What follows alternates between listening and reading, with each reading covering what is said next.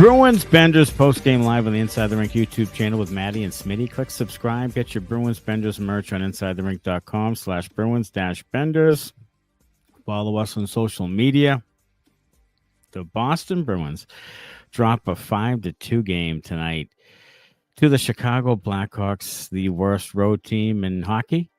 Give up 3 goals in a minute 33. 4 of the goals to former Bruins. Jeremy Swayman beat low blocker, like we've said, his weakness all along. But this is the type of game you need. Now I'm fairly confident that they'll be in fourth draft position.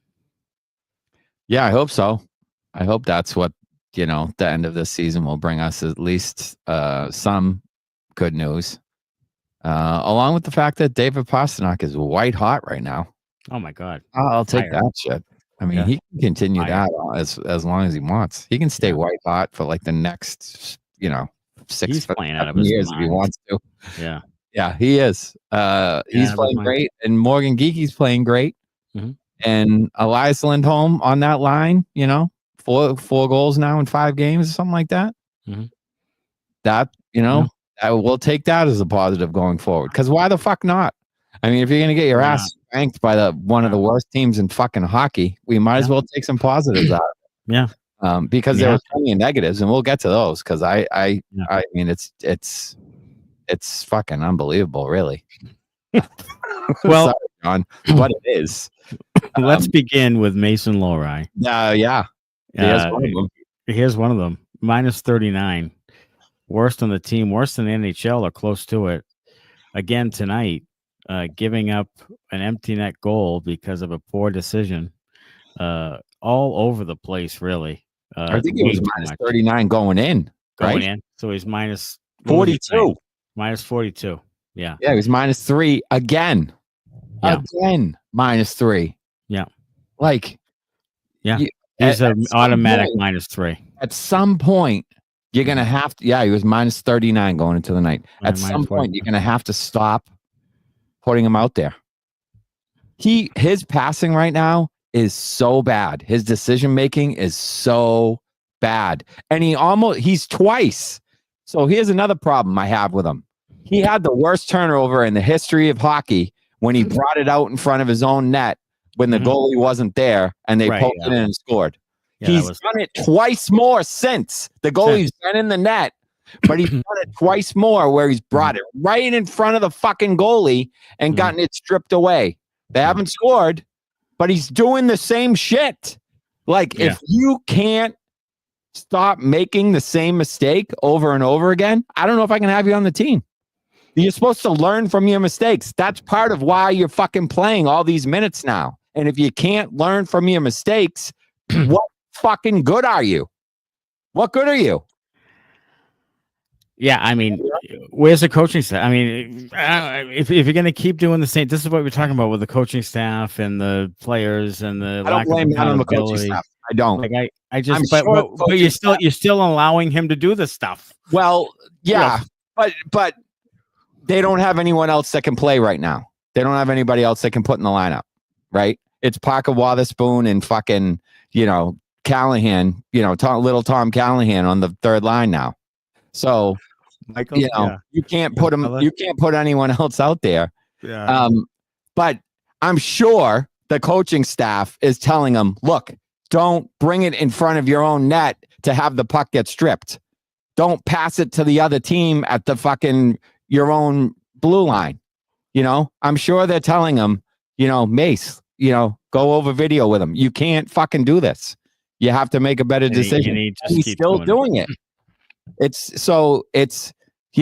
I think going into next year, he's going to be, a third pair guy. Maybe he'll get some power play time. Maybe he won't at the rate he's going now with the shorthanded goals they're scoring against the Bruins when he's out there. And he defends like the softest of softies. He defends like the Stay Puft Marshmallow Man. He's just out there to have a good time. He's like Trent Frederick in January. He's just going for a twirl in his defensive zone. Yeah. He's like, can't wait to play offense again. But you gotta keep the puck out of your own fucking net, buddy. Yeah. You're a defenseman first and foremost. Keep the puck out of your own fucking net. and let's try that on for size, and then we'll worry about the points later. Like I'm fed up with this kid right now. I am fucking fed up. How open was the middle of the ice for the Chicago Blackhawks there in that period where they scored 3 goals? Like, just guys wide open all over the middle of the ice. Yeah. And then Swayman, low blocker. We've been saying this. Uncle Nick, low blocker. Bertuzzi, low blocker. Yeah. Like, it's just all one after the other. Low blocker. Mm-hmm. That's where you beat him. It's not even close. I mean, that's a goal every friggin' time. They put the puck in the right spot. It's in.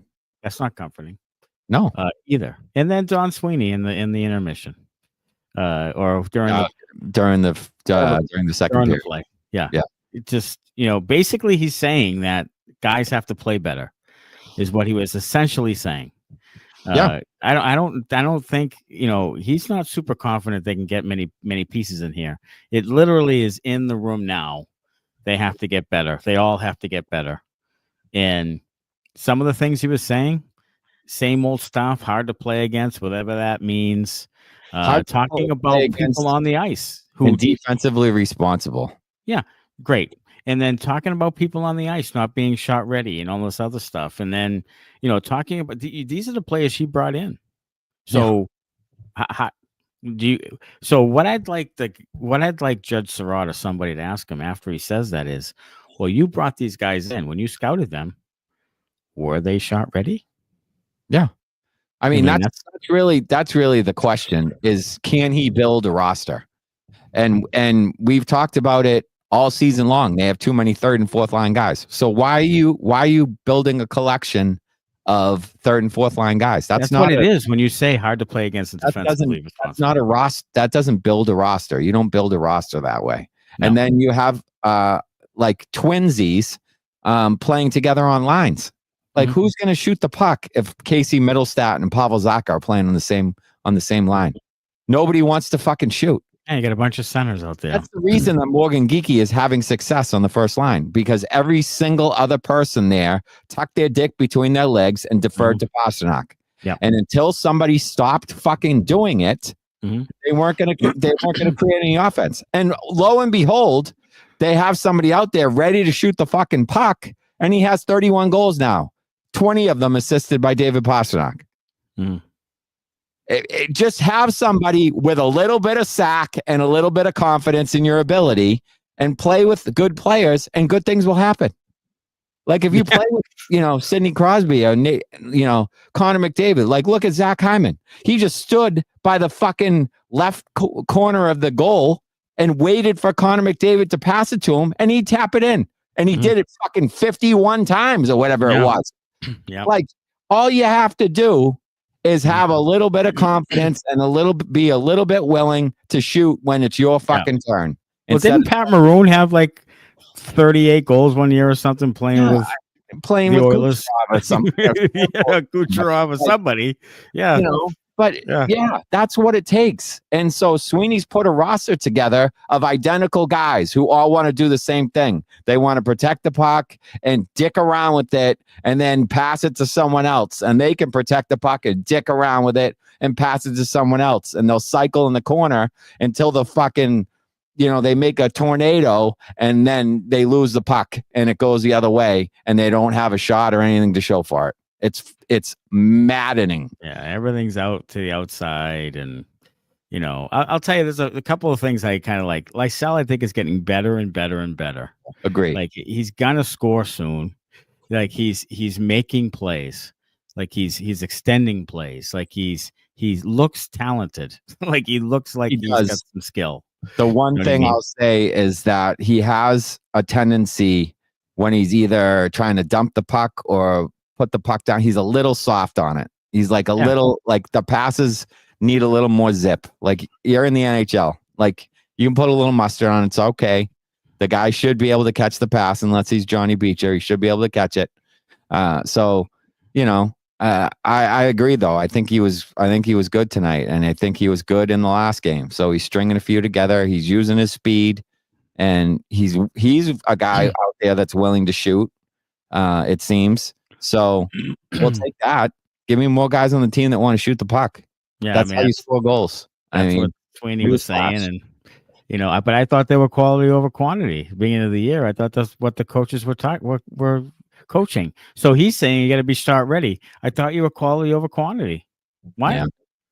I mean, I don't know what philosophy they're going with. That was Monty, I think, but I mean, I don't know who they brought back. Yeah, yeah. I mean, yeah. All right, sips tonight. Tonight's sip is Harpoon IPA for Fox Guy. Good. Love it. Yeah, good stuff. We're going to Harpoon Fest and fucking sometime. Whenever it is. Yeah, we'll be there. Jellyfish venom from Michigan Mike. A little poison. Is that an actual drink, or is that you gotta take it from the tap, or what? How do you that actual jellyfish venom, or is it actually some kind of a drink? Yeah, maybe. Locaine powder. Tonight's sip. People are going cocaine powder. People are going off the rails. Johnny Wofford actually put $180 on the Bruins tonight. How foolish I am, he says. Who did? Yeah, Johnny Wofford in the comments. Oh no. Yeah, $180 on the Bruins. Hey, Smitty put $2 on this goal scoring combination of Ryan Donato, Mason Lohrei, and Fabian Lysell. He was 1 for 3. I was, and lost his $2. I did. I lost my $2. Tell you, Ryan Donato with 30 goals. Yeah, Fabian Lysell had that one timer, the low one timer. Oh my god! I thought it was in. I thought that was in. So I would have been right there, and Lohrei had a couple shot attempts, but nothing. He did. He had something at the end there. Tonight's sip is way too many fucking calories for Asmic. And Canadian Club for Bruins 1970. Nice. Love it. I love all of those. I'm going with water because I have the sorest of sore throats. I've been we'll take a little bit of a beating from our post Montreal trip. Mm-hmm. We're not as young and spry as we used to be. Yeah, we returned to real life, and we're paying the price right now. Yeah. How about the line I liked tonight was the Minton Duran was a Khustnidinov line. I liked Minton and Duran seemed to have a little bit of chemistry early on there. Still, both playing hard, both trying to get to the net. Duran had a real chance in the slot. Thought that was going in for him. He had another chance near the goalkeeper later on, and I thought I'd like there was some good things from Duran, and I hope that he gets a chance next year, and I think he probably will. I think he should. I mean, look, he was more noticeable than John Beecher was tonight. Oh my fucking word! And if they're competing for a fourth line job, I'll give it to Riley Duran every single day of the week because he can actually hold on to the puck. He had a shot. He went to the front of the net. He had a shot. I think Duran was out there doing some penalty killing a little bit. Also. I just don't know why Beecher plays. No, I don't. I don't have any idea. And getting back to Minton, he had a nice strip at the blue line too. He walked in, tried to go 5-hole, and was denied. But he did. He looked pretty good. He made some good plays down low, some give and go things, and passing of the puck. So it seems like he might actually have a hockey IQ, which would be. I think he might. Because they need about 15 more of those guys. So Sweeney talked about compete level and culture and stuff like that, and talking about changing it and all that.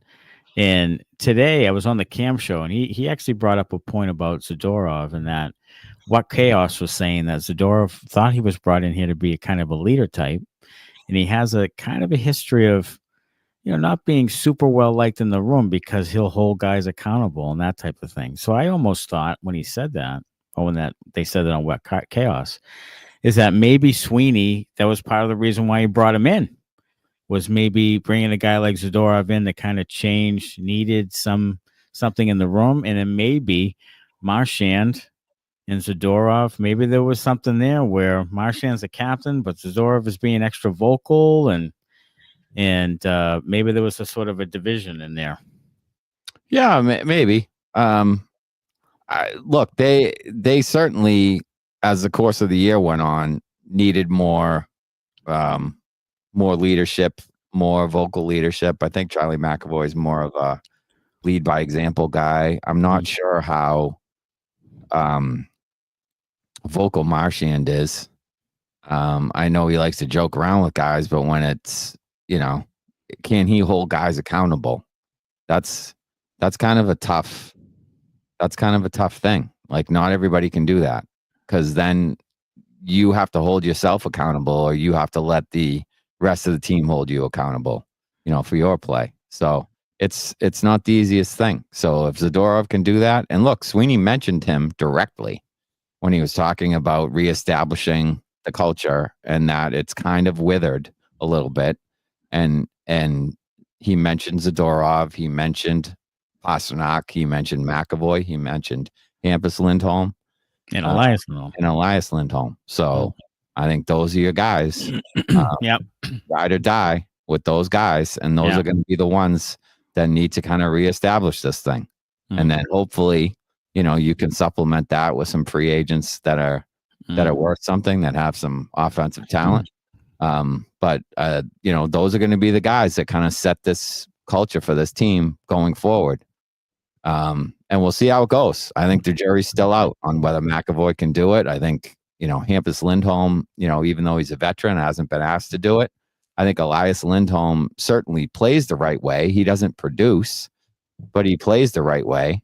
And Zadorov, obviously, has a physical, brings a physical presence, and will stick up for teammates, and he plays the right way for the most part, I would say. So, they have some building blocks there. It's just, can they turn this thing around and get this thing going the right way?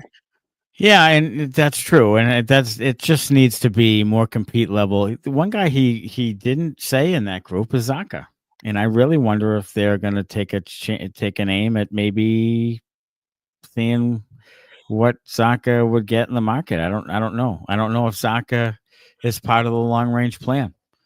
He might not be, because he was one of the culprits, along with Elias Lindholm, that Sweeney kind of singled out as not being shot ready playing with Pastrnak, this season. That's why he was moved off the line. That's what he said, and why Elias Lindholm went back there. And he said Elias Lindholm wasn't early in the season, but then he made some excuses, like Lindholm didn't have a lot of training camp. They didn't have they weren't given a lot of time to try to establish the chemistry.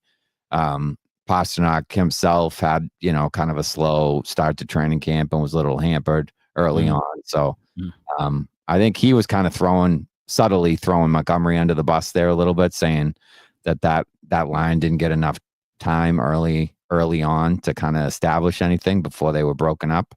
Because, Monty doesn't change lines at all, but he did with that line rather quickly. Yeah. Zacha wasn't great in New Jersey, which is why they get rid of him. Yeah. And he was an underachieving, what is he, 6th overall pick? I believe, yeah. He's an underachieving player. Last year he had a good year. But this year he's back to being 40-ish points Zacha. And that's kind of where he is.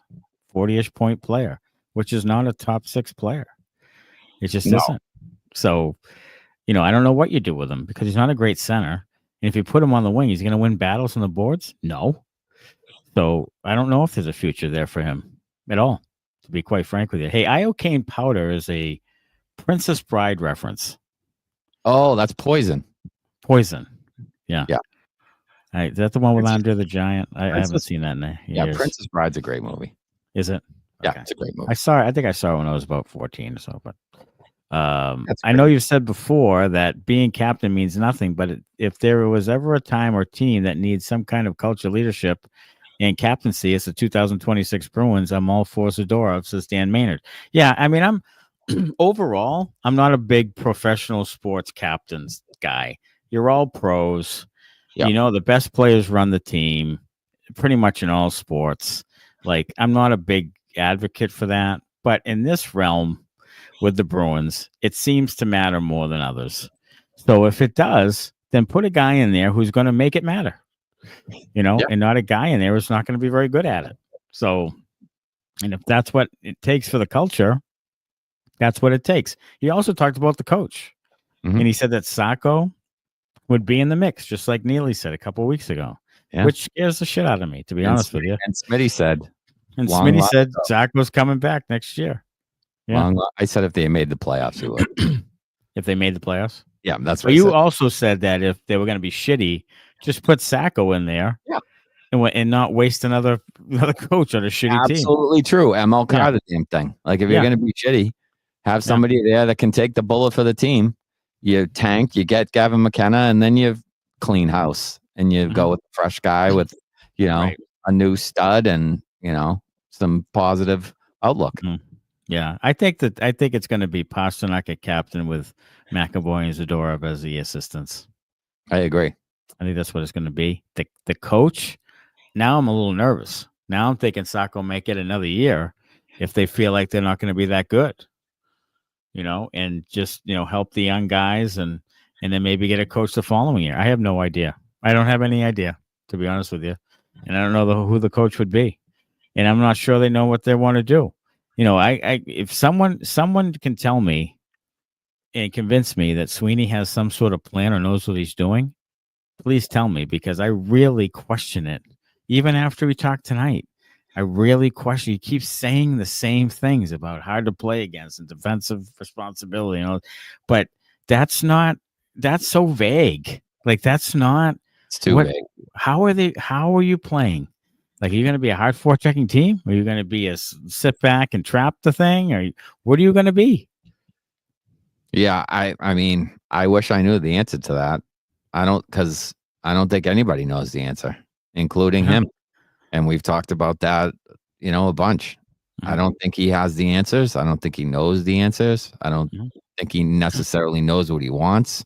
I don't think he really likes Neely's input, because I think that's different from what he wants, even though he doesn't know what he wants.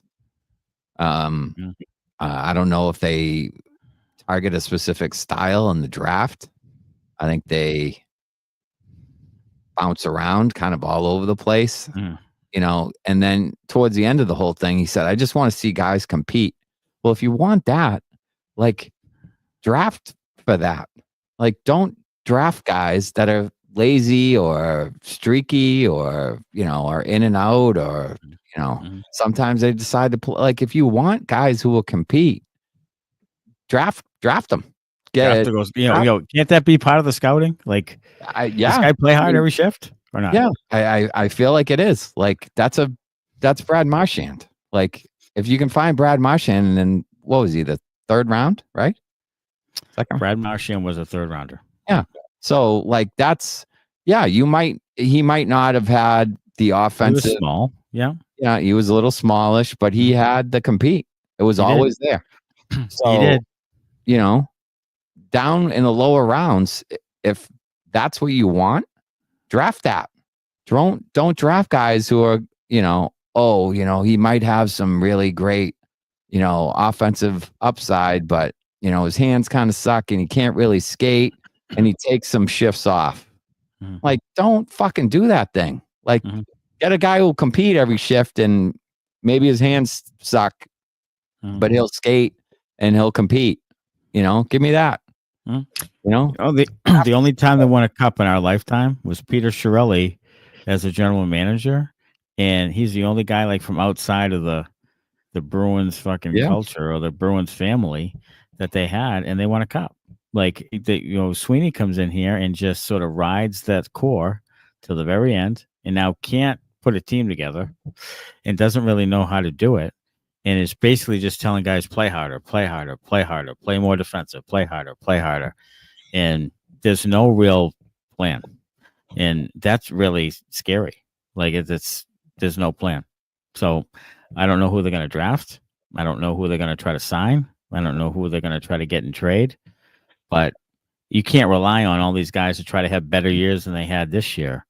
That's just a recipe for disaster. It is. And it sounded like that's part of it, though, because he mentioned more than once about Hampus Lindholm coming back and Charlie McAvoy coming back, and we miss those guys. And, you want Elias Lindholm to have a bounce back year. And, I mean, that's a lot of ifs. That's like the Red Sox saying, well, if this guy stays healthy and if this guy, pitches 160 innings and if this guy hits, better than he did last year, that's too many ifs equal bad. You're not making the playoffs.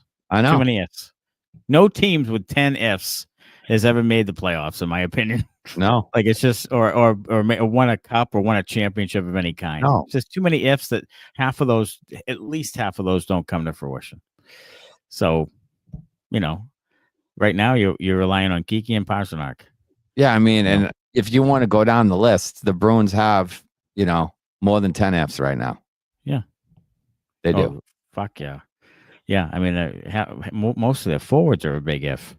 Well, that's what I'm saying. It's like they have 10 out of 12 forwards are underachieve.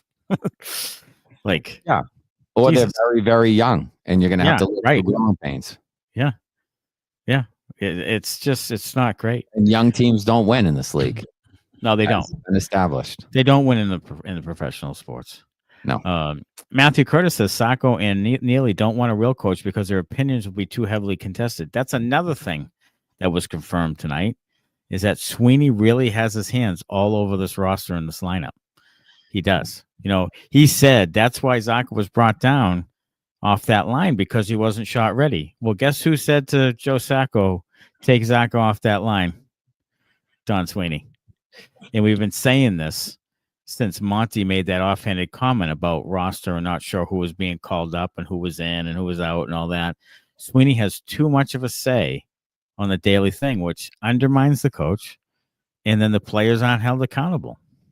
So that's how it happens. So this is going to continue to happen. How are you going to get a coach in here who's going to listen to Don Sweeney tell you who to play? Yeah, you need a coach with a little bit of cachet and a little bit of spine that's going to tell Sweens, look, I want control of the lineup. I want control of the roster. I want control of who plays and who doesn't play. Yeah. I want to be able to bench guys. I want to be able to hold guys accountable. And if I can't do that, I'm not going to take the job. Yeah, and he's going to have a hard time finding guys who will take the job. Yeah, so it's going to be Jay Leach. If it's a collaborative effort. Or it's going to be Sacco again. It's going to be or Chris Kelly. It's going to be one of those guys. It's going to be a Bruins lifer. It's going to be a guy with ties to the Bruins. Jay Leach. Yeah. And it's going to be somebody like that. And it's going to be the same old shit until they can figure that thing out. And I don't think they can. So I think it's going to be the same shit for a while. Yeah. Do you think the Bruins will will lose the last two games? Yes. I think the Bruins are going to lose in Pittsburgh and then lose at home to New Jersey, who's probably waiting to crush them after that performance the other night. I think it's pretty safe to say the Bruins are not going to win the last two and are going to be in fourth. Yeah, I would agree. That's what it's going to be. They're going to be at 74 points. That's Pittsburgh's last home game, right? That's Pittsburgh's last home game. Yeah, and then New Jersey's waiting for you now because you waxed them the other night, so they're ready for you. Or 73 points or whatever it is they have now. So Brad Marchand scored tonight. He did. A nifty goal with his hands there in front, and that line of Marchand, Semiskevich, and somebody, Bennett. I don't know who it is. Bennett. I don't know if it still is. Might be Semiskevich and somebody. Lundell. Yeah, has been playing really well for them. Yeah, like they are really hammering the high danger chances and shot attempts, and they're really dominating when they're out there. So maybe he found his line there, and they're going to be sneaky. They're going to be pretty good. I mean, they get everybody back healthy. They can make another run at the thing. They, for sure. They absolutely can, because if that's their third line, that's really good. We've talked about this before. Third lines are like the game changers in the playoffs. If you have a great third line in the playoffs, I mean, Tampa Bay had that line with Braden Point was on the third line. They had that line with Yanni Gord and Coleman and Cirelli, and they had Palat, and they had all these guys like in the bottom six that were performing really well and producing. The Bruins had it with Ryder and Peverly and all these guys in the Ryder, in the bottom six. Coyle, when he was the third line center. When Charlie Coyle was a third line center, this team was at its best. Won 65 games. Absolutely. When he's a second line center, they won 45. Because that's what we said the whole time, is that he's a third line center. Yeah. And Zacha's, Jesus, I question whether he's a third line center. Lindholm, third line center. And they're playing out of position. They're playing too high up the lineup. So you're not going to be as good. Sacco is playing Beecher and Lohrei every night. We really want that guy back, says Fox Guy 67. I don't at all. But I don't think Sacco's really coaching the team. I think he's just kind of there answering the questions of the press conference. I think he coaches the team during the game. Of course he does. But I think largely it's just a collaborative effort to get through the season. Yeah, I think he runs practices, but I think he probably gets practice plans. He gets directives from other guys. Other people. I think the analytics runs a lot of the like the shot ready part. I think that's probably analytics driven. So, Sweeney's getting a report from some dude, with his, right. protector, and he's saying, Zacha wasn't shot ready, and he could have had, 4.3 attempts, but he had 1.2 attempts. Got to take him off that line and put someone else there. So, I mean, I don't know. Yeah. All right. Connor has a brand new graphic he's all excited about. He was all full of piss and vinegar before we started tonight. Here it is. ITR Plus. Here's your subscription service to Bruins Benders Off Air and more. That QR code right there sends you to the website. $5 a month. You'll get Bruins Benders Off Air, which will be starting very shortly. Plus, On Thin Ice and Mornings with Matty and all sorts of other content we're just going to throw up there. Yep. And should be just loads of fun all through the off season. It'll keep you engaged in a little bit of Bruins hockey, but also engaged with us. That's right. Who doesn't want that? We'll be there all along. It will be less hockey, more other stuff. And we'll even do some, ask me anything, some AMAs where you can just interact with us. We have some other stuff planned, hopefully that we can get into the works. So plenty of content coming up on that thing. I think you guys should subscribe because it would be a good time, I think. I'd buy us. I'd buy all, really. Yeah, it's gonna be a great buy for what you're gonna get. I think so. More of us. I think so. Making some T-shirts. Yeah, we have some Bruins Benders Off Air T-shirts. Yeah, we could do that. We have a caricature that we could revisit of the two of us. Here's the merch shop right here. Go to that QR screen right there and get some Bruins Benders merch. We're really pushing the shit tonight. We're all over it. What else we have? What else we have up? Yeah. Oh, look. Mason Lohrei. 20% off with code Sorry John. 30% off with code Sorry Lohrei. That's a cross. There's another one.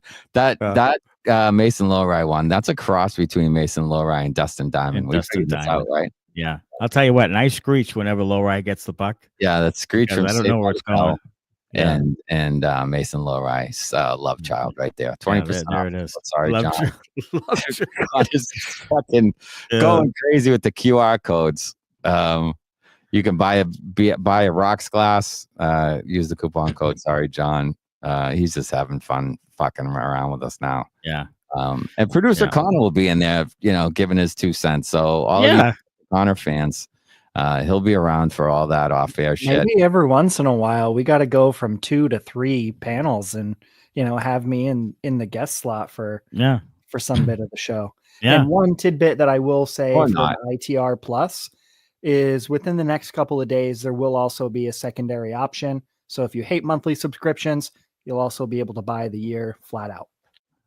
Hey, buy the year. Hey, even better.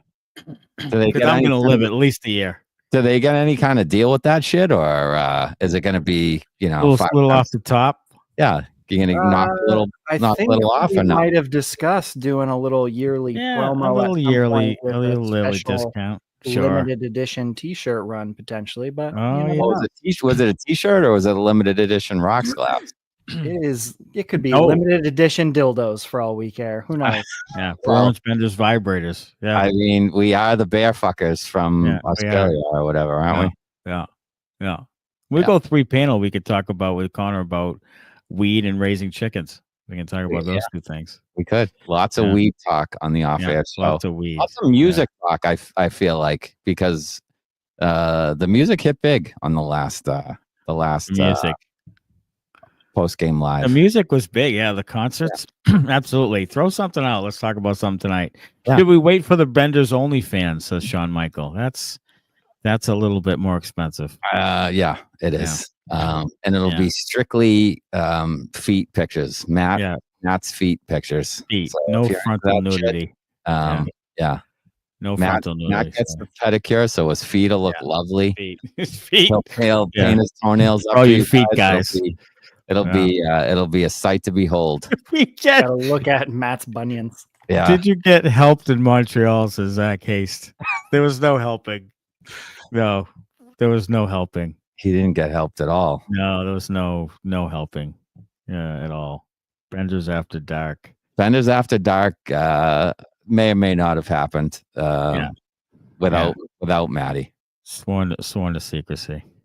Without Matty. We need a mascot. Yeah, without Matty. You need a mascot. I recommend one of those happy snakes from Adrian. Yeah, one of those boas. Oh, so we got we got all kinds of mascots we could have. We could have a snake. We could have a spider. We could have a bear, obviously. Yeah. What else? Kangaroo. Yeah, kangaroos. Any other marsupials? Yeah. Anything with a pocket or a pocket. Every animal with a pocket. Every animal with a pocket will be the Pocket Animal Podcast. We'll be fucking Wild Kingdom. Oh God. Noah's Ark. We're gonna do a Noah's Ark podcast. Yeah.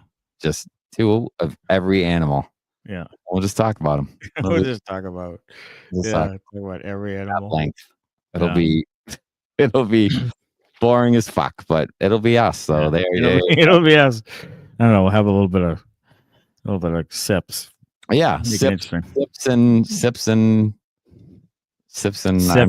dorks. I was trying to think of another S word for animals. Sips and whatever, but sips and animals. I don't know. Scorpions.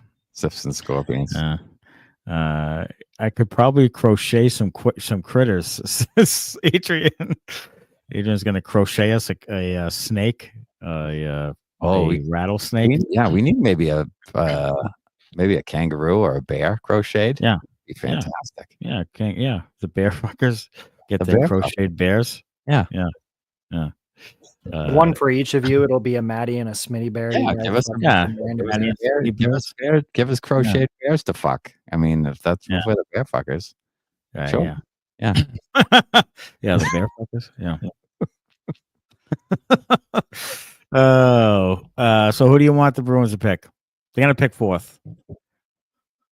Well, who's gone? Who's gone? Schaefer, Misa. Who's 3? See, that makes all the difference in the world. Frondell goes 3. Yeah. Ooh. You going Hagens or Desnoyers? I'm probably going Hagens. You going Hagens? I think so. Okay. I'd probably go Hagens at that point. Yeah.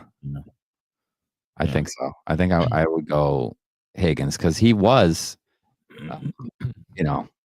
earlier on, he was projected to be number 1. So start of the year. Martone. Yeah, Martone's another guy climbing. Martone, sure. Yeah. Yeah. Do you go wing? Do you go? I'm gonna say you're gonna say this again. You go with the best available player, right? Yeah, you absolutely do. Whoever's at the top, Martone's up the charts. Is who you pick.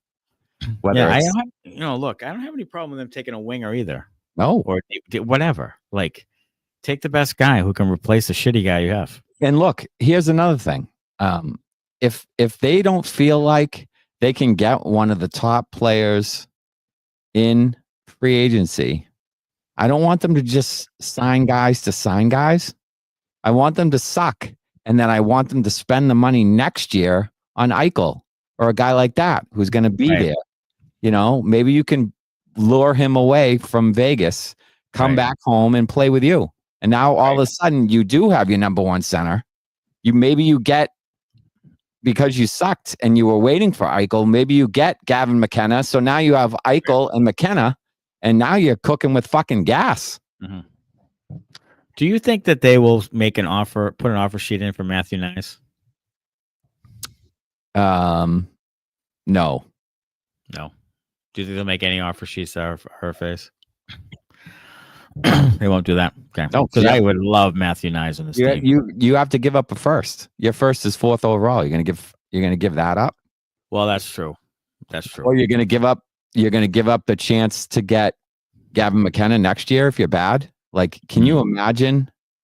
They take Matthew Knies, and you give Toronto the number 1. And you're so bad that they get Gavin McKenna. So now they have Matthews and McKenna, and they shove it up your ass for fucking 10 years. No thanks.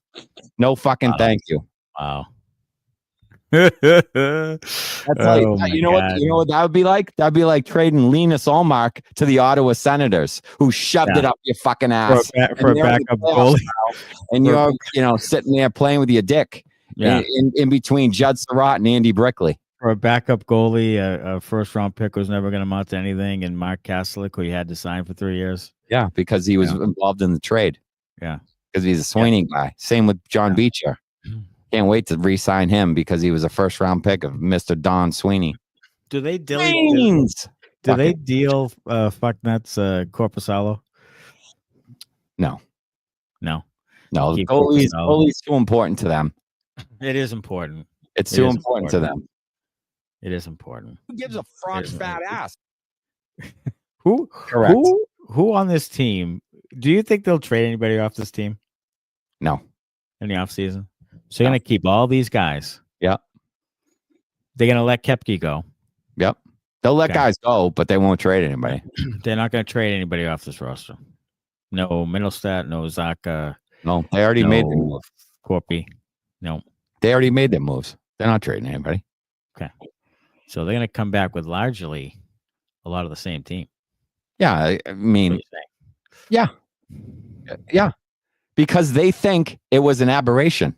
Mm-hmm. Those delusional motherfuckers think this was just like, the juju wasn't right this year. We didn't get puck luck. Sure. Okay. Pavel Zacha had 40 points because of puck luck. Yeah. Okay. Puck luck. Yeah. That's what it was. I was watching in Montreal from above. Elias Lindholm had 40 points for 5 years in a row, but it was puck luck. It wasn't the fact that he's a third line center and not a first line center, so yeah, they think it was an aberration. They think they're going to bounce back and be fine. They really are surprised that this happened. They are. They're surprised. They don't think there's guys on this team. Yes. They think Lindholm's going to come back. Yes. The defense will be fine. Yes. And they're going to find scoring with Pastrnak and Geekie and Mittelstadt is going to have a bounce back year, just like he did 5 years ago for Buffalo. Like, let's just jerk everyone off until they have a great year. Like, I can't wait. I can't fucking wait. Oh my God. It is going to be the Gavin McKenna ship setting sail from the beginning of the season. No, be ready. Be ready for it. That's what it's going to be. They're gonna go into the there'll be like a couple of middle tier guys that they'll get, and that's it. In free agencies. They'll probably get a right shot D instead of Yoki Haru.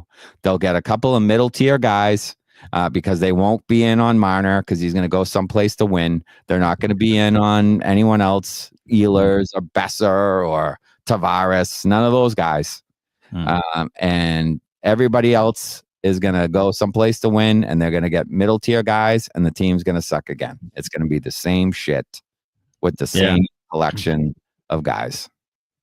And then next year, if they don't make the playoffs, you have to believe that Sweeney will be on the ropes there. He should be. He should be, because they can't. That's my ideal plan. This is my ideal plan. This is what happens. Half empty, and they do the bullshit next year with the half-ass guys in free agency. They keep all the teams. They suck. They tank. They end up with McKenna. They miss the playoffs. Sweeney gets fired. They clean house in the coaching staff. And then they get McKenna. They sign Eichel. You bring in new coaching staff, and you're ready to go. So you got to sit through one more year of horseshit next year, and then in 2 years' time, you'll be ready to contend. Yeah, I mean, I don't know. I don't know how they can do it because I just don't know who they get. But that's not anybody else's plan. That's my plan. I just don't know how they can get players to. Pastrnak has to be the biggest recruiter. Like, he just has to be the biggest recruiter to the team. Yeah, I mean, be able to go out there and say, there's only so much he can say and do. Yeah. Right. I think this is true, but from Shaz's diet, like he says, they'll start the season strong, and after Christmas they'll blow. I think they'll probably come out a little bit stronger, a little more focused next year, and then they'll probably fade because they just won't be talented enough. So, I just don't know how you can get any better anytime soon, unless for some reason someone comes here, Marner, and gets pissed off at the lease, and then you throw the bag at him. But I think Marner's staying. I think Bennett's staying. Then it's Ehlers. Do you really want Besser and his baggage? Like, you're trying to change the culture. You want Besser in here? Like, I don't know. This is not a lot on the bone after those guys are gone. So I don't know. A couple of young guys have to. If you don't get the top guys, save your money. Hold on to money. Yeah. Don't spend it just to spend it on shit bags. Right. That's what they did last year. Spend it to spend it. Don't do it. And but he will because he knows he needs to make the playoffs. He does. So they're not going to follow my plan because they know they need to make the playoffs, so they're going to spend. Yeah. But they shouldn't. They should save that money for Eichel if they don't get one of the top guys this year. Hasmick says over under on Sway being an elite goaltender next year. I don't think he'll be elite. I think he'll be more back to, normal. Maybe top 10 or 12. Yeah, I was going to say top half of the league. Yeah, I think that's what it'll be. 9-10 save percentage. 2-5 goals against, something like that. That's what it'll be, which is much better than this year. But I think, I mean, if he does that, they might make the playoffs. But he won't be great. He won't be, Vezina candidate for sure. Bruins 1970 says Sway won't have elite stats until they have a fucking somewhat NHL roster. That's another point. The defense blows, and if they can't score, and if they keep turning over the puck, then he'll have a hard time having great stats too. Yeah, I mean, Mason Lohrai's got to stop passing it to the other team. Yeah, right. If you pass it to the other team continuously, then it's really hard to be a good goaltender. If your defense is just giving it away all the fucking time. Right, true. That is true. Well, all right. Tonight the Bruins lose 5-2. Play Sunday afternoon, 3:30 at Pittsburgh, and then Tuesday night is the finale. That's shirt off your back night. It is night against New Jersey at home, and that's it. That's almost 6 months of no Bruins coming up. April 15th, they're done, which is early. Yeah, if you want to subscribe, you can go to InsideTheRink.com. You don't have to just click the QR code. You can go right over there too and find the link there and click on it and sign up. Sign right up for the subscription service. We will see everybody again on Sunday after the Penguins game. Thanks a lot for jumping in again tonight. As always, go Bruins. Thanks a lot. Bye-bye.